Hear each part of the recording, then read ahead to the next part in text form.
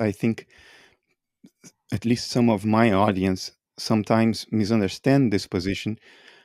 They say, well, to express evil is also part of nature. It's also part of the universal mind, which is correct.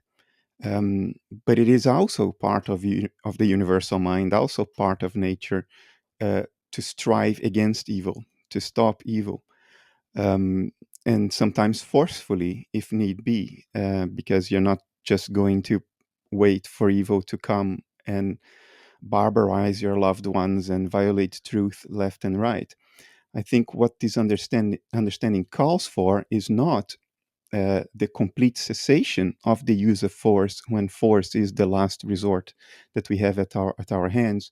What it calls for is the end of the notion that the use of force is a form of vengeance. And that's what has to be clear. The judicial system, in the US at least today, is largely based on vengeance. During sentencing, the family of the victims are brought in to express their anger towards the accused or the sentenced. Um, and you get this intertwining notion of vengeance and punishment, and I think that is wrong. That's the wrong motivation. I think vengeance and punishment have no place in the dance of nature. um, but the use of force is still required, one as a deterrence, and two as a neutralization of a source of harm. So it's not at all about vengeance. It's not at all about saying that that person had individual responsibility for the crimes, even if that person didn't have individual responsibility because of his genetic makeup, his education, his traumas, whatever.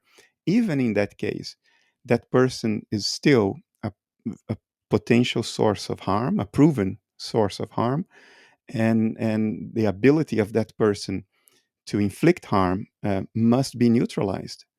And that's why you lock that person up, not because you're taking revenge, not because you're um, inflicting punishment, but because you are neutralizing evil or the ability of evil to express itself, and you are creating a deterrence in the context of a society that may help others in their calculations about what actions to take or not take. It may tilt the equation towards not taking an evil action because of fear of deterrence. So I think force has its place, but its use has nothing to do with vengeance or punishment. It's a means to stop the unchecked expression of evil. Yeah. Yes, you could say that vengeance is always a personal or egoic response, whereas the use of force in order to neutralize or deter would be force in the service of impersonal truth, Yeah, force in the service of truth or love, rather than in service of the individual.